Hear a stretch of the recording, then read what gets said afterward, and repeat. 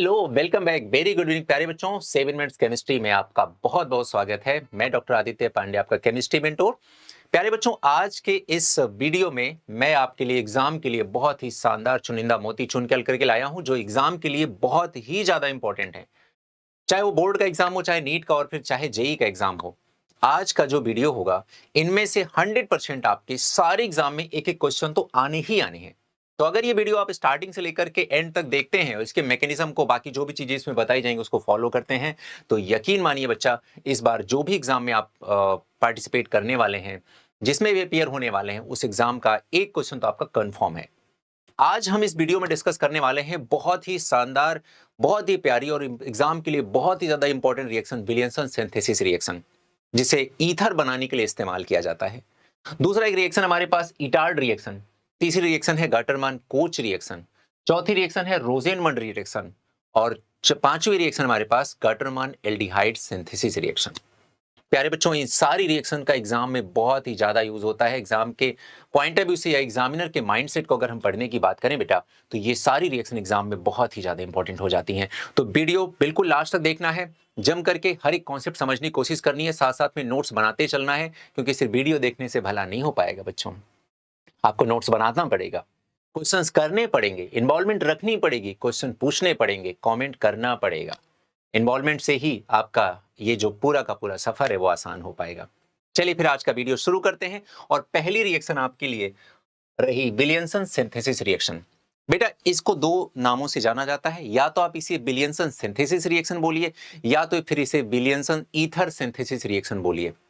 अगर मैं इसे विलियमसन ईथर सिंथेसिस रिएक्शन बोलता हूं तो मैं शॉर्ट में लिख सकता हूं Williamson ether synthesis, WES reaction के नाम से भी इसको मैं जान सकता हूं या कह सकता हूं। क्लियर है? कोई प्रॉब्लम तो नहीं? आइए देखिए, होता क्या है बेटा इस रिएक्शन में, ये मैं थोड़ी देर में आके दोबारा से डिस्कस करता हूं। देखिए, हम लोग इसमें क्या लेते हैं, एक तो हम लोग लेते हैं यहां पर रोना, साथ में लेते हैं RX।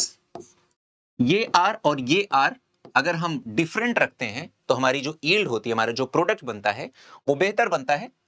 और इस रिएक्शन का यूज हम लोग अनसिमेट्रिकल ईथर के फॉर्मेशन के लिए करते हैं। अनसिमेट्रिकल ईथर का फॉर्मेशन ही तभी हो पाएगा जब दोनों एल्काइल ग्रुप डिफरेंट डिफरेंट होंगे। अब होगा क्या बेटा, यहां पर आपके पास ये जो है, इसको हम लोग और किन नामों से जान सकते हैं, इसका नाम है बेटा सोडियम, मैं Na लिख दे रहा हूं, सोडियम एल्कोक्साइड। क्या नाम पड़ेगा? सोडियम एल्कोक्साइड नाम पड़ेगा बेटा। यहां से ये Na प्लस और RO माइनस के नाम से इस तरह से ये डिसोसिएट हो जाएगा। यहां पर आप देख रहे हैं कि ये हेलोजन है, हेलोजन के पास अपना लोन पेयर है, तो ये इस पे अटैक करेगा, लेकिन ये सामने से अटैक नहीं कर सकता है, क्योंकि अगर बेटा इसके पास अपना नेगेटिव चार्ज है और ये हेलोजन की तरफ से ही अगर अटैक करने गया, तो उसका हेलोजन का लोन पेयर, इसका नेगेटिव चार्ज, इलेक्ट्रॉनिक इलेक्ट्रॉनिक बड़ा भीषण शानदार संघर्ष होगा, और इस रिपल्सन के चलते इसकी हिम्मत नहीं पड़ेगी कि ये फ्रंट अटैक कर पाए। तो इस रिपल्सन से बचने के लिए, इस लड़ाई झगड़े, इस भीषण संघर्ष से बचने के लिए ये रेयर अटैक करेगा, ये बैक अटैक करेगा। जैसे ये पीछे से अटैक करेगा, आगे से ये x माइनस के फॉर्म में यहां से रिलीज हो जाएगा, और ये OR जाकर के इससे जुड़ जाएगा, तो हमारा जो प्रोडक्ट बनेगा वो ROR डैश बन जाएगा। इस तरह से एक ऐसी ईथर बनेगी जो कि अनसिमेट्रिकल ईथर कहलाएगी। चूंकि इस रिएक्शन का यूज किया गया ईथर के फॉर्मेशन के लिए, इस वजह से इसका नाम पड़ गया विलियमसन ईथर सिंथेसिस रिएक्शन। बात आ गई समझ में? यहां तक देखो बच्चों, यहां पर ये जो सोडियम एल्कोक्साइड है, ये करता क्या है, ये इलेक्ट्रॉन पेयर यानी कि इलेक्ट्रॉन डोनेट करने का काम करता है इसको। और इलेक्ट्रॉन डोनेट करने वाले एक्चुअल में क्या कहलाते हैं? न्यूक्लियोफाइल कहलाते हैं। तो एक्चुअल बेटा ये न्यूक्लियोफाइल की तरह काम करता है। और जितने भी न्यूक्लियोफाइल की तरह वर्क करते हैं, एक्चुअल में ये एक और तरीके से फंक्शन कर रहे होते हैं, और वो फंक्शन किसकी तरह है बेटा?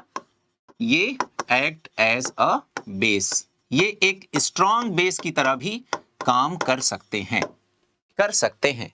ठीक है, यहीं से तो सब्स्टिट्यूशन वर्सेस एलिमिनेशन वाला कॉन्सेप्ट आपका क्लियर होगा जब आप ये बोलेंगे कि हाँ कर सकते हैं।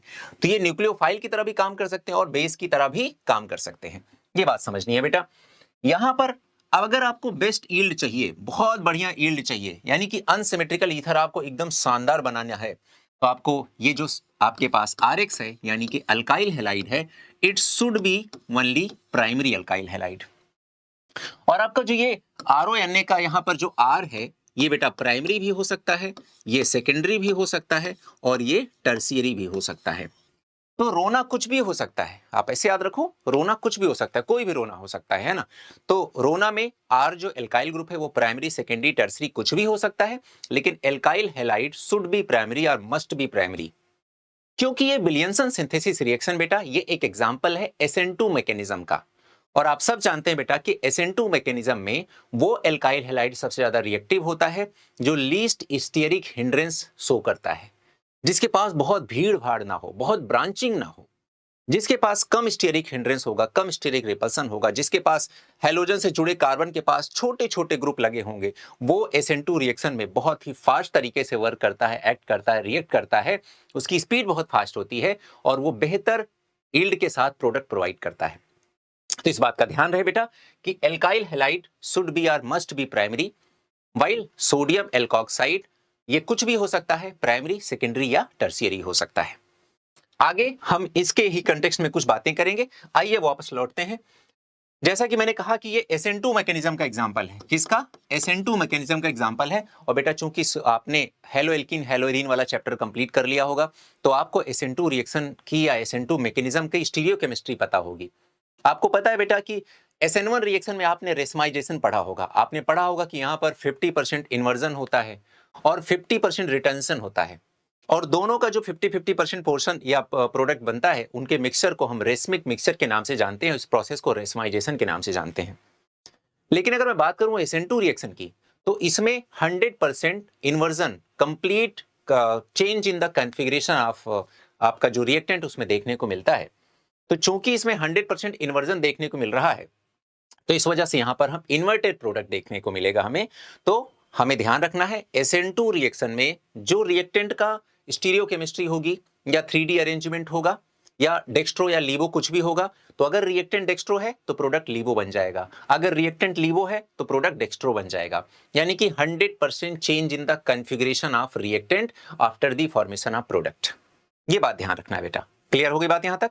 तो स्टीरियोकेमिस्ट्री को हमेशा दिमाग में रखना है, ये काम आएगा। एल्काइल हैलाइड को प्राइमरी लेना है, ये ध्यान रखना है। क्लियर हो गई बात? अब आइए इन छोटी छोटी बातों को हम अप्लाई करते हैं इस मुद्दे पे। जैसे पहला लिखा, it is an important laboratory method for the preparation of symmetrical and unsymmetrical ether. ये बिल्कुल बेटा एग्जैक्ट एनसीईआरटी की लाइंस है, लेकिन यहां पर अनसिमेट्रिकल ईथर के लिए मेनली इस रिएक्शन को यूज करते हैं, इसलिए इसको हमने डिफरेंट कलर से लिख रखा है। जैसा कि अभी आपको मैंने बताया कि this reaction involve SN2 attack of an alkoxide ion on primary alkyl halide. ये भी मैंने अभी आपको बताया कि alkyl halide should be primary and the mechanism involve in this reaction that is SN2 mechanism.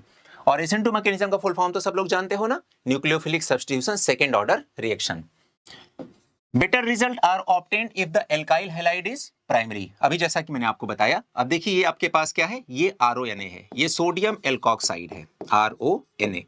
तो बेटा ये है आपका R ग्रुप, ये आपका R ग्रुप हो गया, ये ONA हो गया, और ये क्या है RX है। क्लियर?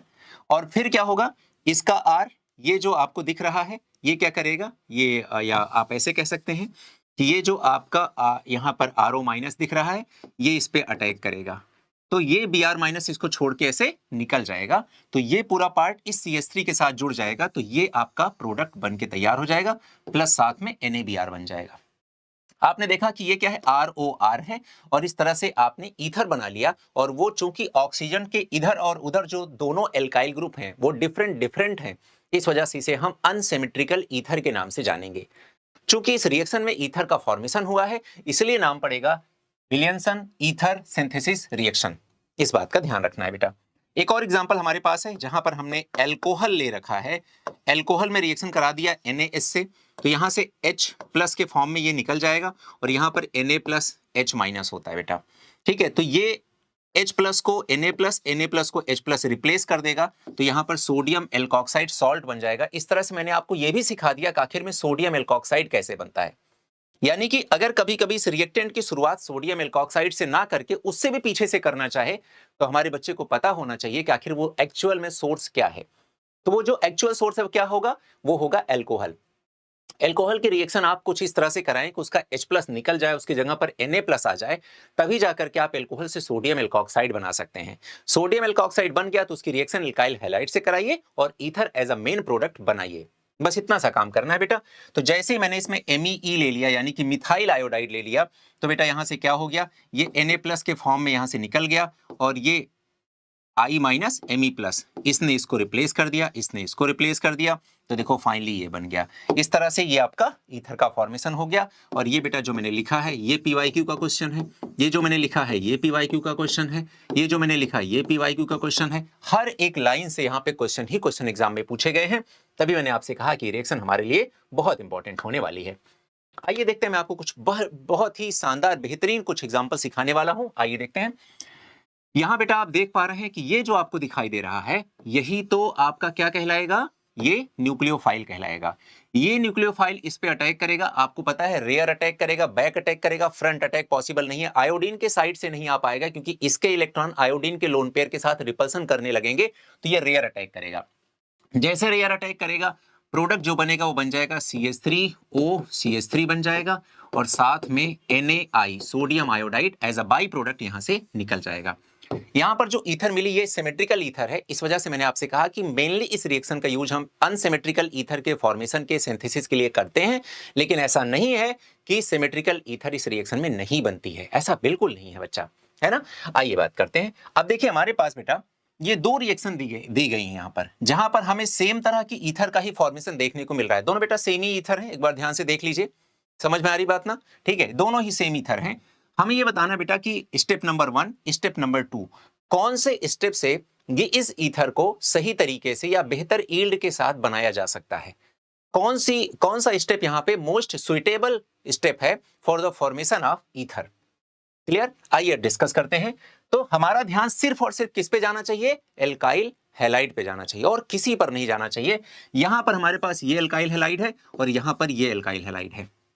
मैं देख पा रहा हूं, आप सब भी देख पा रहे हैं कि यहां पर जो एल्काइल हैलाइड है इसमें ब्रांचिंग है। हम देख पा रहे हैं कि यहां पर ब्रांचिंग है, यहां पर साइज ऑफ एल्काइल ग्रुप जो कि कार्बन से जुड़े हैं उनकी बढ़ने लगी है। साइज बढ़ने लगेगी, थोड़ा ब्रांचिंग बढ़ने लगेगी, थोड़ा भीड़ भाड़ बढ़ने लगेगी, थोड़ा स्टेरिक हिंड्रेंस बढ़ने लगेगा, तो फिर ऐसा एल्काइल हैलाइड हमारे लिए सुटेबल नहीं हुआ बेटा, बिल्कुल भी नहीं। हमें ऐसा एल्काइल हैलाइड चाहिए जो कम भीड़ भाड़ वाला हो, जो कम ब्रांचिंग वाला हो, जिसमें ब्रांचिंग नाम का कुछ हो ही ना। बेहतर हो कि वो प्राइमरी एल्काइल हैलाइड हो, और ये एल्काइल हैलाइड हमारा प्राइमरी एल्काइल हैलाइड है। तो बेटा ये जो स्टेप है यही मोस्ट सुटेबल स्टेप है for the formation of this ether. तो आपको ये पता रहना चाहिए कि ईथर बनाने के लिए जो हमने एल्काइल हैलाइड लिया है इट शुड बी प्राइमरी। ये कम स्टेरिक हिंड्रेंस वाला हो, कम भीड़ भाड़ वाला हो, छोटे छोटे ग्रुप उसमें लगे हो, बड़े बल्कि ग्रुप बिल्कुल ना लगे हो, तो यही बेहतर प्रोडक्ट देने के लिए रहेगा, यूज में आ जाएगा। ठीक है बेटा, ये एक तरीका आपने सीखा। आइए कुछ और एग्जांपल देता हूं। अब देखिए आपको ना बेटा ये ईथर बनाना है। अब मैं क्वेश्चन का तरीका बदल रहा हूं। देखिए ये ईथर बनाना है। इस ईथर को बनाने के लिए दो तरीके हो सकते हैं। देखिए ये पार्ट आपका क्या है, सोडियम एल्कोक्साइड, ये पार्ट क्या है, एल्काइल हैलाइड। यहां पर ये पार्ट क्या है, सोडियम एल्कोक्साइड, ये पार्ट क्या है, एल्काइल हैलाइड।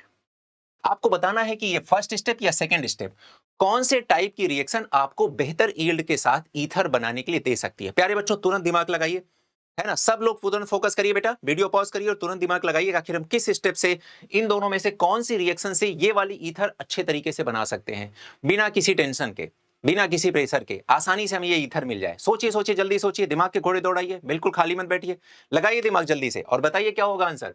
देखो बेटा क्या देखा आप लोगों ने, आंसर आ गया सबका। ये क्या है, एल्काइल हैलाइड। एल्काइल हैलाइड कैसा है, यहाँ पर प्राइमरी एल्काइल हैलाइड है। प्राइमरी एल्काइल हैलाइड में भी मिथाइल एल्काइल हैलाइड, मतलब मिथाइल क्लोराइड है। मिथाइल क्लोराइड से छोटा एल्काइल हैलाइड आखिर क्या ही हो सकता है। यहां पर कार्बन के पास तीन तीन हाइड्रोजन जुड़े हुए हैं, जबकि आप यहां पर देख रहे हैं एल्काइल हैलाइड कैसा है, टर्शियरी एल्काइल हैलाइड है।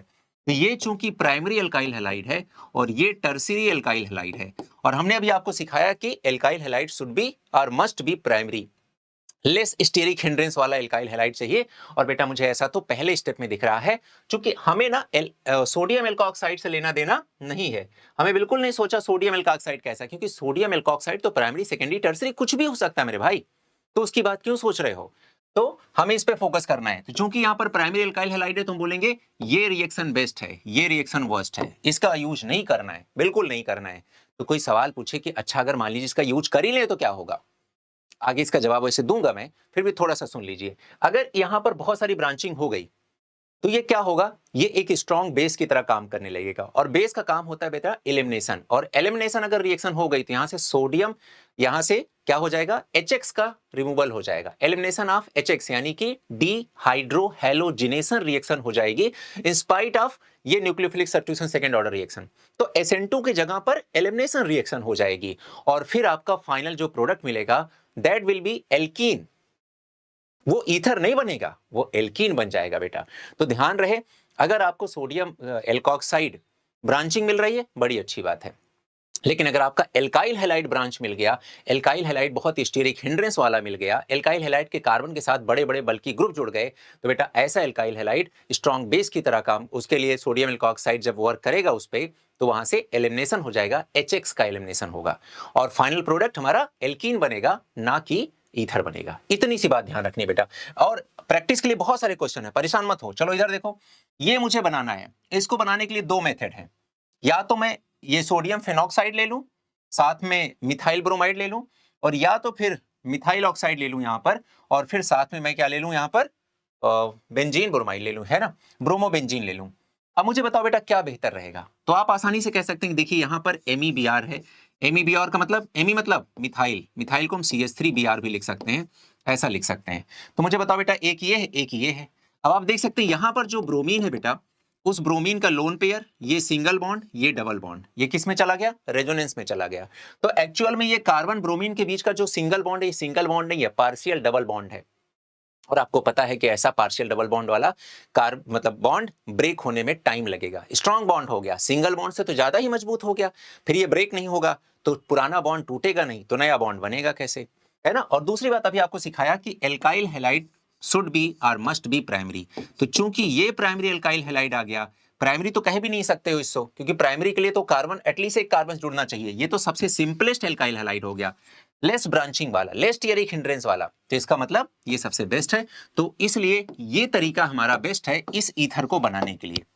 क्लियर हो गई बात बेटा, पहचान पा रहे हो, समझ पा रहे हो। अगला क्वेश्चन फटाफट से बेटा बताओ सब लोग। देखो ये हमें ईथर बनाना है, बनाना ही है इस ईथर को, और हमारे पास दो रास्ते हैं, या तो मैं सोडियम एल्कोक्साइड को ऐसा ले लूं, सोडियम एल्कोक्साइड को, या तो सोडियम एल्कोक्साइड को ये ले लूं, या तो एल्काइल हैलाइड को ये रख लूं, या तो एल्काइल हैलाइड को ये रख लूं। अब जैसे आप इसको देखेंगे, आप बोलेंगे क्लोरीन के पास lone pair single bond double bond, इस तरह से होती है। ये क्लोरीन किस में है, क्लोरीन के लोन पेयर रेजोनेंस में है, रेजोनेंस में होने की वजह से बेटा ये कार्बन क्लोरीन के बीच का जो सिंगल बॉन्ड है, एक्चुअल में सिंगल बॉन्ड नहीं है, partial double bond character acquire कर चुका है, और इस वजह से ये सिंगल बॉन्ड से ज्यादा स्ट्रांग हो चुका है। ये मजबूत होने की वजह से टूटना मुश्किल हो जाएगा, पुराने बॉन्ड टूटेंगे नहीं तो नए बॉन्ड बनेंगे कैसे, इस वजह से ये रिएक्शन में पार्टिसिपेट उतना बेहतर तरीके से नहीं कर पाएगा जितना बेहतर तरीके से हमारा MECl यानी कि CH3Cl कर लेगा, Me का मतलब मिथाइल। तो चूंकि ये लेस स्टीरिक हिंड्रेंस वाला हो गया, तो ये हमारा सही स्टेप हो गया, और ये गलत तरीका हो गया। तो हर जगह मैंने आपको बता दिया बेटा कि कैसे ईथर दिया हो तो आप पहचान पाएंगे उस ईथर को बनाने वाले एक्चुअल में दोनों कंपोनेंट कौन कौन से होंगे, और उनको पहचानने का तरीका क्या है। हर जगह आपको बस यही सोचना है कि एल्काइल हैलाइड हमारा कैसा है, उसका नेचर देखिए और फाइनली प्रोडक्ट बताइए। इतना आसान तरीके से आप इसको बता सकते हैं। आइए एक और एग्जाम्पल कर लेते हैं। यहां पर देखिए ये ईथर बनाना है, और इस ईथर को बनाने के लिए दो हमारे पास स्टेप्स हैं।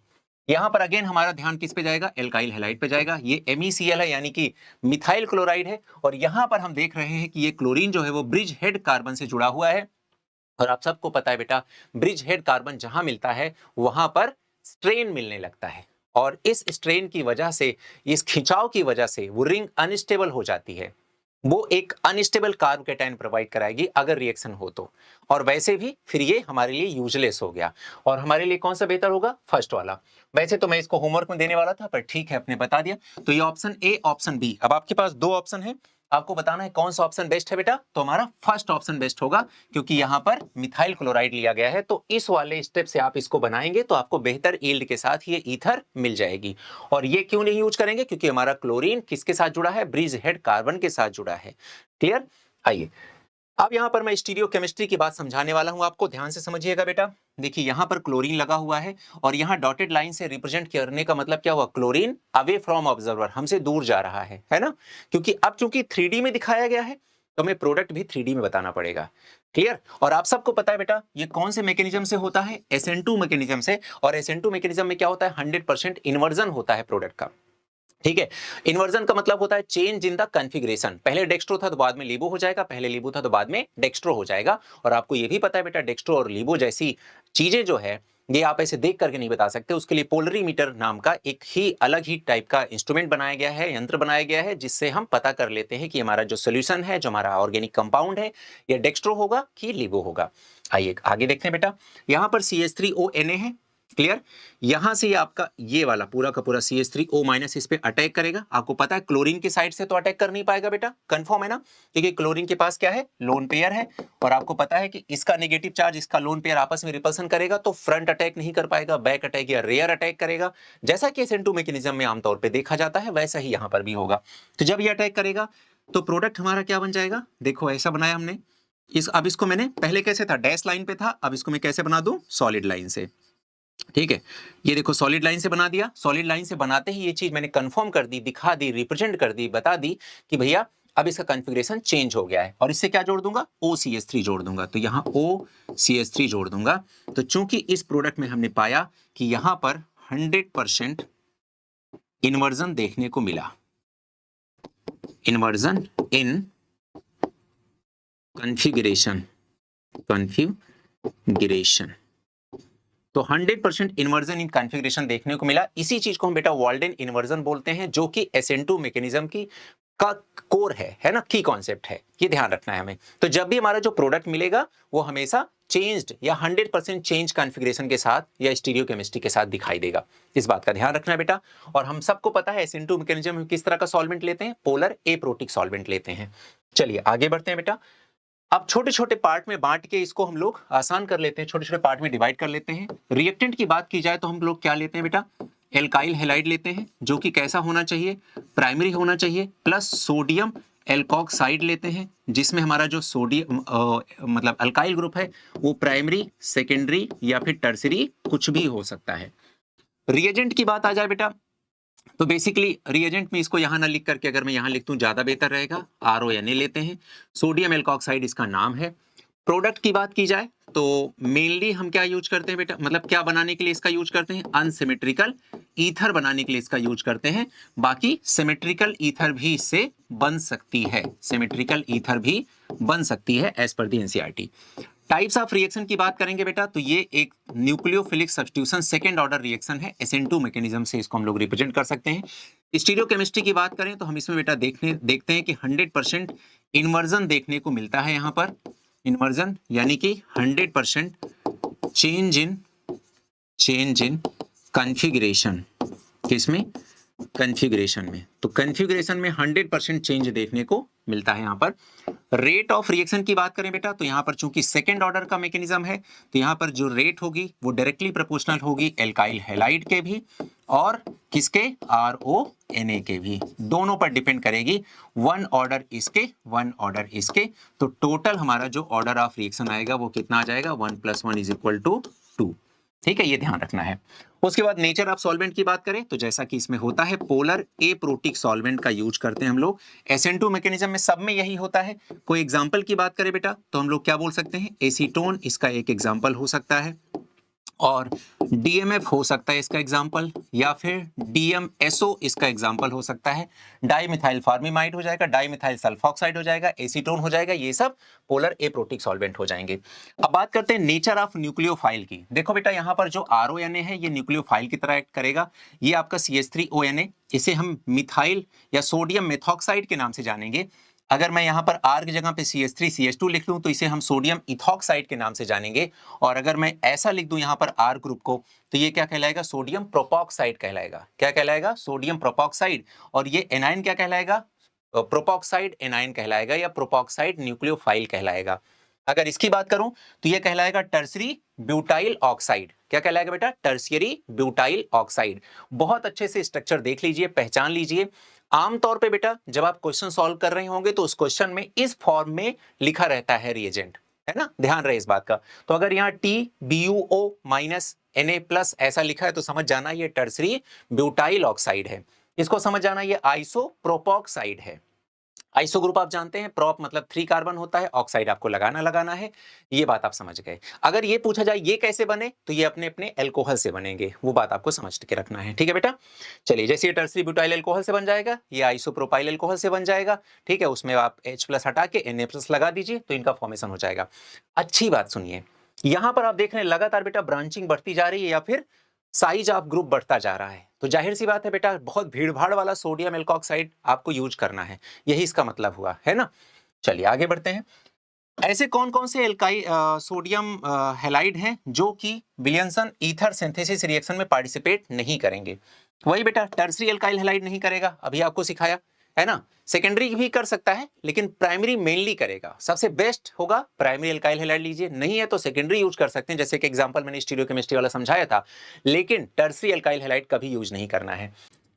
उसके बाद बेटा ये क्या है, जैसे आप ये हेलोबेंजीन है ना। अब हेलोबेंजीन में क्यों नहीं यूज करते, क्योंकि हेलोबेंजीन में आपको पता है ये loan pair single bond double bond single bond double bond ऐसा हो जाता है। तो यहाँ पर कार्बन क्लोरीन का कार्बन हेलोजन का जो बॉन्ड होता है वो पार्शियल डबल बॉन्ड हो जाता है। Partial double bond single bond से कहीं ज्यादा स्ट्रांग होता है, तो due to this partial double bond character इसको हम एज अ रिएक्टेंट यूज नहीं कर पाते हैं।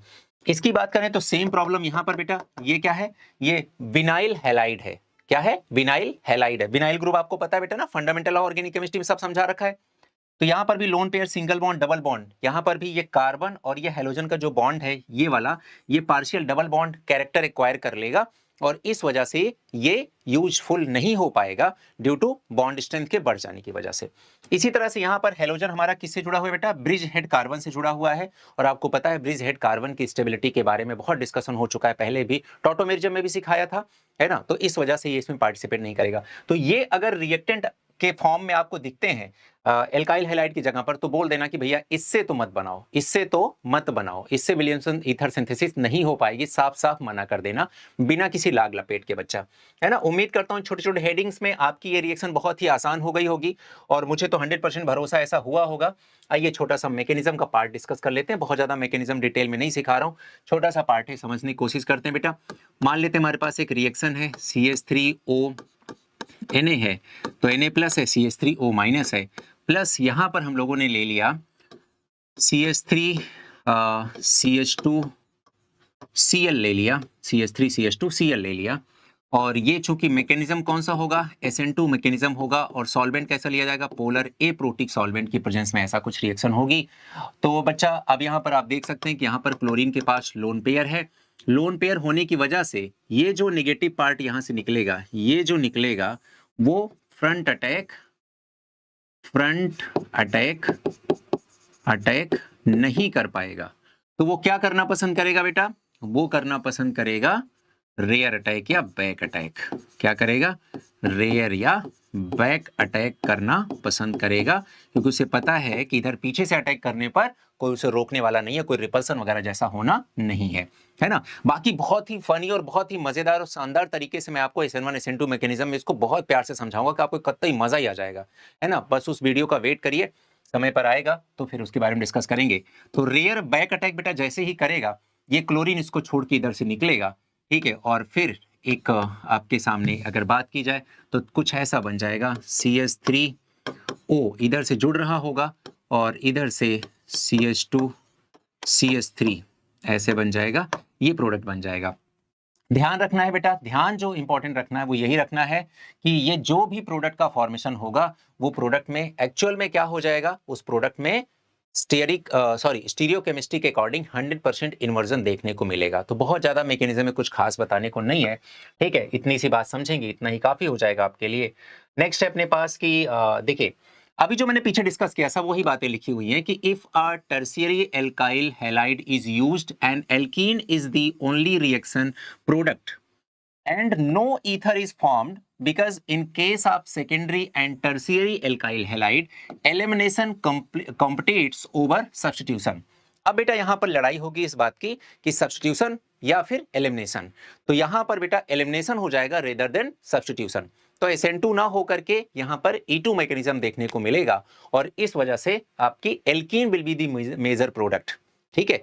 अब देखो, एक वीडियो अपन अलग से पढ़ेंगे, बनाएंगे, जिसमें हम लोग सब्स्टिट्यूशन वर्सेस एलिमिनेशन सीखेंगे कि कब हम डिसाइड करेंगे primary, secondary, tertiary alkyl halide के केस में हम कब डिसाइड करेंगे कि एलिमिनेशन होगा और कब डिसाइड करेंगे कि सब्स्टिट्यूशन होगा। और वो वीडियो बहुत ही शानदार बनाऊंगा मैं आपके लिए, कि आपको उसमें भी बहुत मजा आ जाएगा। वैसे तो पूरी ऑर्गेनिक केमिस्ट्री में ही बहुत एंजॉय करने वाले हम लोग। आगे है, it is because alkoxide are not only nucleophile but strong bases as well. याद हो, मैंने अभी पीछे आपको बताया कि ये सिर्फ न्यूक्लियोफाइल की तरह काम नहीं करेगा, बेस की तरह भी काम करेगा। और फिर ये यहां पर वही लाइन लिखी हुई है, देखिए, they reacts with alkyl halide leading to the elimination reaction. और ये एग्जांपल देखिए, देखिए यहां पर बेटा क्या हुआ है, हमने CH3Br लिया, क्या लिया, CH3Br लिया, और यहां पर सॉरी, यहां पर ये देखिए, ये आपका एल्काइल हैलाइड है, ठीक है, और यहां पर इसको ऐसे लिख दीजिए NaOCH3, ये हो गया, ठीक है। या थोड़ा सही से लिखेंगे तो आप इसको ऐसे लिख दीजिए CH3ONa, ताकि आपको समझ में आ जाए, ये Na प्लस हो जाएगा, CH3O माइनस हो जाएगा। अब ध्यान से देखिए, ये बेटा आपका जो एल्काइल हैलाइड है वो कैसा है, टर्शियरी एल्काइल हैलाइड है। तो ये जो ब्रोमीन से जुड़ा हुआ कार्बन है, इसके पास आप देख रहे हैं ब्रांचिंग ब्रांचिंग ब्रांचिंग, देख रहे हैं ना। तो जब ये बेटा ये इधर सामने से तो अटैक कर नहीं पाएगा, क्योंकि यहाँ पर ब्रोमीन खुद बैठा हुआ है अपना लोन पेयर लेकर के, तो इसका नेगेटिव चार्ज, इसका लोन पेयर आपस में रिपल्सन होने लगेगा। रेयर अटैक करने आएगा तो यहाँ बड़े बड़े बल्कि बल्कि ग्रुप बैठे हैं, तो अब क्या करेगा। अब ऐसा सोचो ना कि आप किसी नेताजी से मिलने गए, नेताजी को आसपास से खूब भीड़ ने घेर के रखा है, उनके प्रशंसकों ने, उनके सपोर्टर्स ने खूब पहले से घेर के रखा है। आप गए वहां पर कि चलिए नेताजी से मिलेंगे, आप साधारण इंसान, छोटे से इंसान, CH3ONa की तरह, है ना, तो मधुर स्वभाव वाले, आप गए नेताजी से, नेताजी के चारों तरफ भीड़ ही भीड़, देखो नेताजी के चारों तरफ भीड़ ही भीड़। अब आप क्या करेंगे, मायूस वहां से लौट आएंगे। पर लौटते समय आपके मन में क्या आएगा, आया हूं तो कुछ लेके जाऊंगा, खाली हाथ तो नहीं जाऊंगा। तो आपने दो चार भीड़ वहां से काट ली। तो वही है कि बेटा, ये जब इस पे अटैक करेगा, एज अ बेस अटैक करेगा, तो ये देखेगा यार नेताजी के पास इतनी भीड़ है, तो यहां पर मैं तो जुड़ नहीं पाऊंगा, कार्बन के न्यूक्लियस तक ये पहुंच ही नहीं पाएगा बॉन्ड बनाने के लिए, क्योंकि भीड़ इतनी ज्यादा है, स्टेरिक हिंड्रेंस जाता है, साइज इतनी ज्यादा बड़ी बड़ी उनकी बल्कि ग्रुप लगे हुए हैं। तो ये वहां से वापस आ जाएगा। वापस जब लौटेगा तो ये क्या करेगा, ब्रोमीन, इधर से ब्रोमीन और इधर से हाइड्रोजन, यानी कि बीटा एलिमिनेशन के जरिए HBr निकाल लाएगा, डीहाइड्रो हेलोजिनेशन करा देगा। और जैसे ही एलिमिनेशन होता है, अनसैचुरेशन बढ़ जाता है बेटा।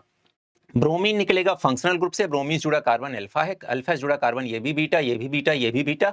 तो किसी भी एक बीटा से एक हाइड्रोजन निकल जाएगा, बीटा कार्बन से एक बीटा हाइड्रोजन निकल जाएगा, ब्रोमीन अपनी जगह से निकल जाएगा, दोनों के बीच में एक बॉन्ड लग जाएगा। तो इस तरह से आपका मेजर प्रोडक्ट क्या मिल जाएगा बेटा, ये एल्कीन मिल जाएगी। इसका नाम हो जाएगा 2 मिथाइल प्रोपीन, साथ में NaBr और CH3OH। तो फिर से मैं आपको रिपीट कर दे रहा हूं बेटा, ये भी एग्जाम में आपके PYQ में पूछा गया क्वेश्चन है, NCERT में गिवन एग्जांपल है बेटा। तो बहुत ध्यान से इस बात को समझें कि जैसे ही आप एल्काइल हैलाइड प्राइमरी रखेंगे तब तक तो सब कुछ अच्छा है, लेकिन जैसे टर्सरी रखेंगे, अब आपका सब्स्टिट्यूशन नहीं होगा, अब यहां पर एलिमिनेशन होगा। और एलिमिनेशन में क्या निकलेगा, HX निकलेगा। क्यों क्यों HX निकलेगा, क्योंकि भैया रिएक्टेंट में हेलोजन ही है ना, तो हाइड्रोजन के साथ वो निकल जाएगा, एग्जाम्पल बनेगा बीटा एलिमिनेशन का, फाइनल प्रोडक्ट बनेगा एल्कीन बनेगा। यही सारी कहानी हो जाएगी। तो जो आप कर रहे थे, सब्स्टिट्यूशन करने निकले थे, कुछ और ही मिल जाएगा।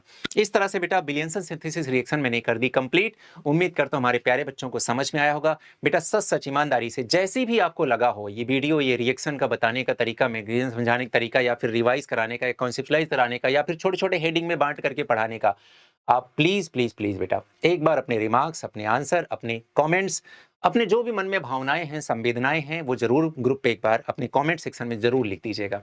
ये मेरे लिए बहुत मोटिवेशन का काम करता है, बहुत अच्छा सा लगता है आपके कमेंट्स पढ़ के। और आपके कमेंट्स की रिप्लाई मैं खुद से करता हूँ। मुझे अच्छा लगता है कि एक कॉन्टैक्ट, एक टच, भले ही हम एक दूसरे को देख नहीं पा रहे हैं, पर वो बन रहा है धीरे धीरे, वो बॉन्ड बन रहा है। और केमिस्ट्री तो सब कुछ बॉन्ड की कहानी है बेटा। जितना से स्ट्रॉन्ग बॉन्ड बनेगा हमारे और आपके बीच में, उतना ही ये सब्जेक्ट भी स्ट्रॉन्ग होता जाएगा, और फिर आनंद ही आनंद आ जाएगा पढ़ाई करने का, है ना। और ऑर्गेनिक केमिस्ट्री या पूरी केमिस्ट्री से डर तो आपका जाता ही रहेगा। चलिए आगे देखते हैं बेटा। अगली इंपॉर्टेंट रिएक्शन है इटार्ड रिएक्शन। इटार्ड रिएक्शन का बेटा यूज हम लोग क्यों करते हैं, अगर आपको टोलुवीन से बेंजेल्डिहाइड बनाना हो, समझ में आ रही बात ना। सीधा सीधा आपको एरोमेटिक हाइड्रोकार्बन में ऑक्सीजन ऐड करके या उसका ऑक्सीडेशन करा देना हो, तो आप यूज करेंगे इटार्ड रिएक्शन का। देखिए इटार्ड रिएक्शन में हमने टोलुवीन लिया एज अ रिएक्टेंट, तो रिएक्टेंट क्या हो गया बेटा, टोलुवीन हो गया, टोलुवीन हो गया, ठीक है। अब हमने क्या लिया, रिएजेंट ले लिया, रिएजेंट ले लिया, क्या लिया, CrO2 Cl2, क्रोमिल क्लोराइड बोलते हैं बेटा इसे, in presence of CH2 followed by hydrolysis. Hydrolysis, hydrolysis मतलब क्या होता है बेटा? हाइड्रो मतलब वाटर, लिसिस मतलब ब्रेकडाउन, यानी कि breakdown of bond, fission of bond in presence of water.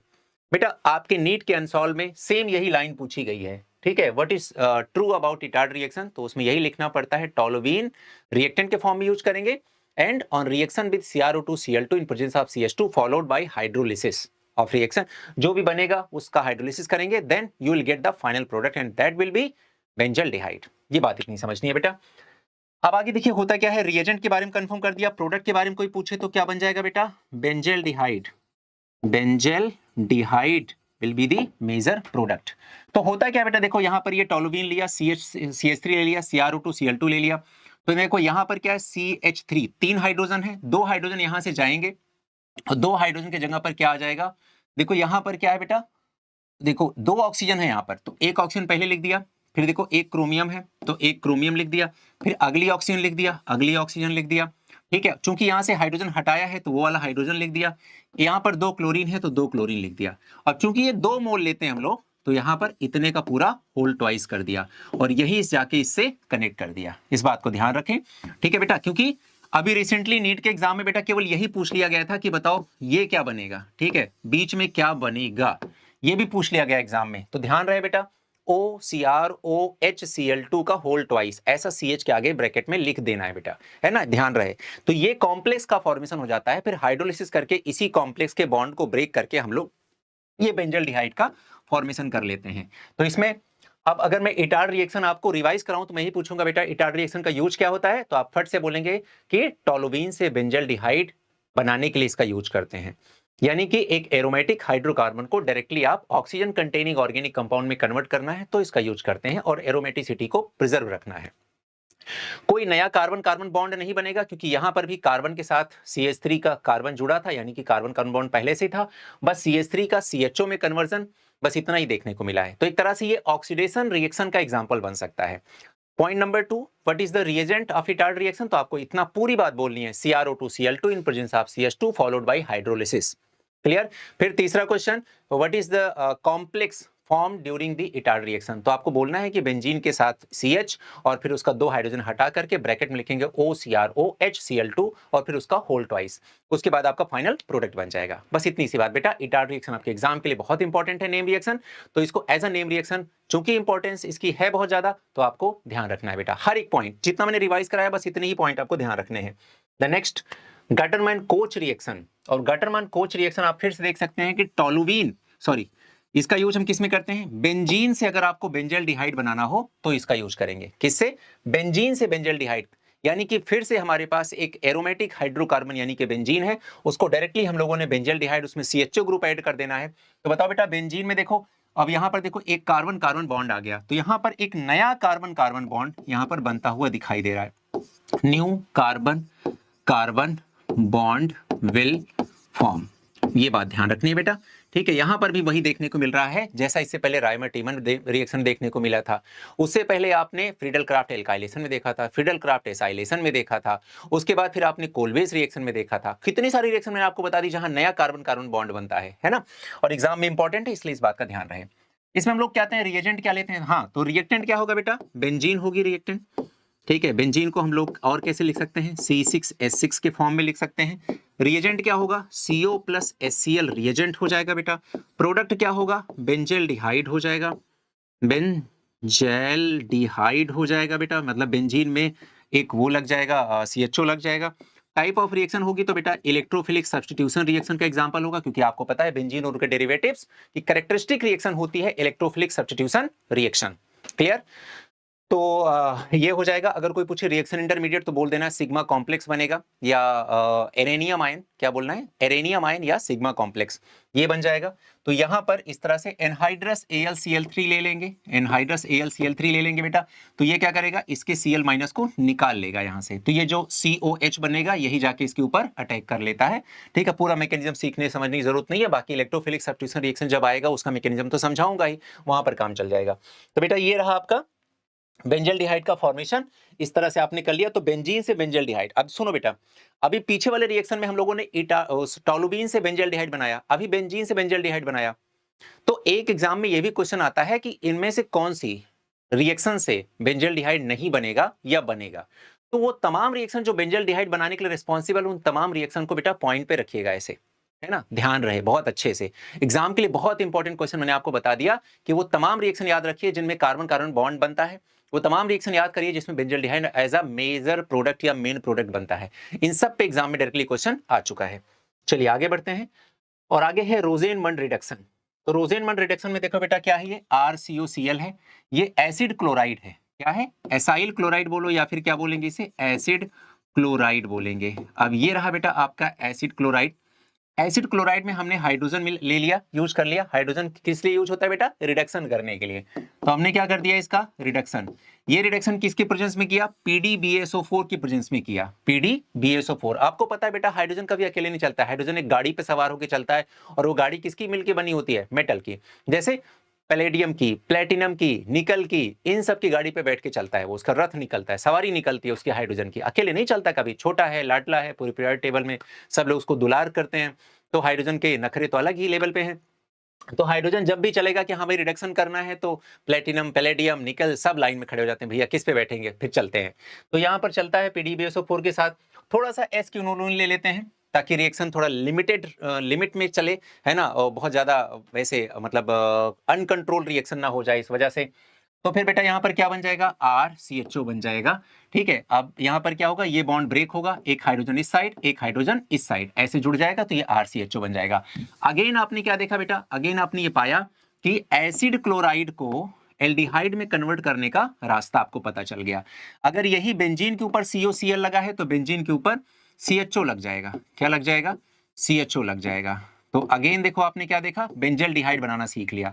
तो एसिड क्लोराइड से भी आपने बेंजल्डिहाइड बनाना सीख लिया। अब आपने बेंजीन से, टोलुबीन से, एसिड क्लोराइड से, सबसे बेंजल्डिहाइड बनाना सीख लिया। और आप फिर ध्यान रखिए जो मैं आपसे बार बार कह रहा हूं कि ऐसे कौन कौन सी रिएक्शन जिनसे बेंजल्डिहाइड बनाया जा सकता है, किनसे नहीं बनाया जा सकता, वो भी इंपॉर्टेंट है। खैर आगे बढ़ते हैं, रिएक्टेंट की बात करें बेटा, तो रिएक्टेंट क्या हो जाएगा, acid chloride. Acid chloride reaction हो जाएगी। अगर रिएजेंट की बात करें बेटा, तो रिएजेंट में हो जाएगा hydrogen in presence of PDBASO4। और ये तो बेटा आपके PYQ का क्वेश्चन है, ये भी आपके PYQ का क्वेश्चन आया हुआ क्वेश्चन है, सब ध्यान रहे। प्रोडक्ट की बात करें बेटा, तो प्रोडक्ट आप देख ही रहे हैं। अगेन एल्डिहाइड लिखना पसंद करूंगा मैं, क्या बन जाएगा, एल्डिहाइड बन जाएगा बेटा। और फिर टाइप ऑफ रिएक्शन की बात करें, तो आप यहां से कह सकते हैं कि रिडक्शन हो रहा है, तो रिडक्शन रिएक्शन का ये एग्जांपल कहलाएगा। ठीक है बेटा, अच्छे समझ में आ गया। चलिए लास्ट रिएक्शन बात करते हैं, गाटरमन एल्डिहाइड सिंथेसिस। अब चूंकि इसका नाम ही है बेटा कि यहाँ पर एल्डिहाइड की सिंथेसिस देखने को मिलेगी। अगेन देखो, बेंजीन से बेंजल्डिहाइड बना डाला हम लोगों ने, तो रिएक्टेंट हमारा क्या होगा बेटा, यहाँ पर बेंजीन होगा। ओके, और रिएजेंट क्या होगा, HCN in presence of HCl।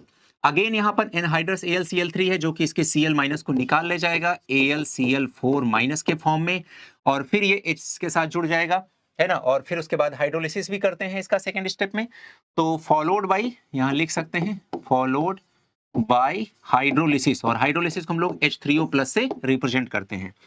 Product की बात करें बेटा, अगेन क्या हो जाएगा, बेंजल्डिहाइड बन जाएगा, बेंजल्डिहाइड।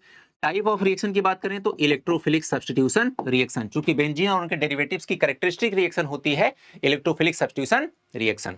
और एक बात फिर से हमारे बच्चों ने खुद से नोटिस कर ली होगी कि यार यहां पर भी तो कार्बन कार्बन बॉन्ड बन रहा है, तो फट से वो बात हम लोग लिखेंगे कि इस रिएक्शन में भी new carbon carbon bond will form.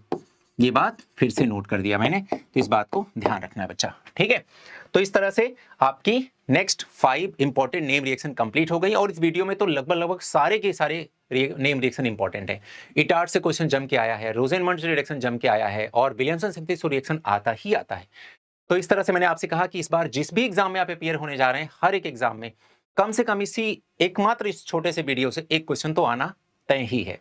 तो जो बच्चा अब लास्ट तक यहां तक पहुंच गया होगा, जो अभी मेरी ये बात सुन रहा है, इसका मतलब बच्चा बहुत लेबोरियस है, और उसका एक क्वेश्चन तो उसने आज डन कर लिया, तो 4 मार्क्स तो अगर कॉम्पिटिटिव एग्जाम की बात करें तो उसके सिक्योर हो गए, कितना आने आना है। और बोर्ड के एग्जाम में भी 100% यही में से क्वेश्चन आएगा। जब एग्जाम हो जाएंगे तो आकर के फिर इस वीडियो पे देखना, सर ने बोला था और देखो क्वेश्चन आया। ठीक है बच्चों। चलिए, ये अपना इंस्टाग्राम का अकाउंट है बेटा। इंस्टाग्राम के अकाउंट पे जाकर के 7 मिनट्स केमिस्ट्री को फॉलो करना ना भूलें। जल्दी-जल्दी इसके सब्सक्राइबर बढ़ा लीजिए। इस पे हम क्विज़ स्टार्ट करने वाले हैं। जितना ज़्यादा हो जाएँगे, उतना अच्छे से हमारा कॉम्पिटिटिव एटमॉस्फियर वहाँ पर बनेगा। साथ में बहुत ही इसमें क्रेज़ी वीडियोज़ बनाए जाते हैं, बहुत ही इन्फॉर्मेटिव वीडियोज़ बनाए जा सकते हैं, बनाए जा रहे हैं और आपके लिए। आप जितनी जल्दी इसमें जुड़ेंगे, उतना ही थोड़ा-सा मज़ा आएगा। आपस में डिस्कशन होगा, बातें होंगी, आप डीएम भी कर सकते हैं, जैसा भी आपकी कोई ज़रूरत हो तो, है ना? और ये अपनी शानदार बुकलेट रही। आप इसको ऑनलाइन आप इसका परचेज़ कर सकते हैं, इसका पीडीएफ फॉर्म भी ले सकते हैं। तो पीडीएफ में आपको इसमें 10% का डिस्काउंट भी मिल जाएगा, आपको कूपन वगैरह बता दिया जाएगा। तो आप इसका यूज़ करके आप इसको पीडीएफ भी मँगा सकते हैं, है ना? आप इन दिए गए नंबर पे व्हाट्सएप पे कॉन्टैक्ट कर लीजिएगा, आपको मिल जाएगा, ठीक है? और जल्दी से जल्दी अगर अभी तक भी आपने 7 मिनट्स केमिस्ट्री को सब्सक्राइब नहीं किया है, फटाफट से बेटा वो लाल वाला बटन दबाओ और जल्दी से इसके मेंबर बन जाओ। 7 मिनट्स केमिस्ट्री के परिवार का हिस्सा बन करके आपको जो फ़ील होगा और जो आपकी प्रिपरेशन अलग लेवल पे जाएगी, वो आप इस तरह से देख सकते हैं। कैसे जेरी एकदम शान से सो रहा है, एकदम सुकून से सो रहा है। उसे पता है कि वो सही बेड पे है, सही जगह पे है। तो बेटा वही चीज़ है कि अगर आप 7 मिनट्स केमिस्ट्री के साथ केमिस्ट्री पढ़ रहे हैं, तो आप भी ऐसे सुकून की नींद ले सकेंगे रात में, आपको उलझन नहीं होगी, परेशानी नहीं होगी, आपको पता होगा कि हम सही जगह हैं और केमिस्ट्री सही तरीके से पढ़ी जा रही है, तो टेंशन तो होनी ही नहीं है। चलिए बच्चों, ऐसे तमाम आपके दोस्त होंगे जो केमिस्ट्री में स्ट्रगल कर रहे होंगे, उन तक ये वीडियो पहुंचाना ना भूलें। उन सबको बताएं, शेयर करें, उन्हें बताएं कि कहीं सही तरीके से केमिस्ट्री पढ़ाई जा रही है, आसान तरीके से। आपको अपनापन लगेगा इस क्लास में, ज़रूर लगेगा, क्योंकि ये आपका चैनल है, ये आपकी वजह से है, ये आपके लिए है। तो ठीक है बच्चों, मिलते हैं छोटे से ब्रेक के बाद, यानी कि अगले वीडियो में। तब तक के लिए खुश रहना है, मुस्कुराते रहना है, खूब सारी पढ़ाई करनी है और अपना बहुत ख्याल रखना है। क्योंकि अब विंटर्स आ रही हैं और विंटर्स में बेटा परेशानियाँ हो जाती है थोड़ी बहुत। तो हेल्थ बहुत ध्यान से उसका ख्याल रखेंगे, तभी आप उस बॉडी का यूज़ कर पाएँगे अपनी स्टडीज़ के लिए। परेशानी नहीं होगी, बैकलॉग्स नहीं होंगे, है ना? चलो बच्चों, okay, bye-bye, thank you so much, love you so much बच्चों। जय हिंद।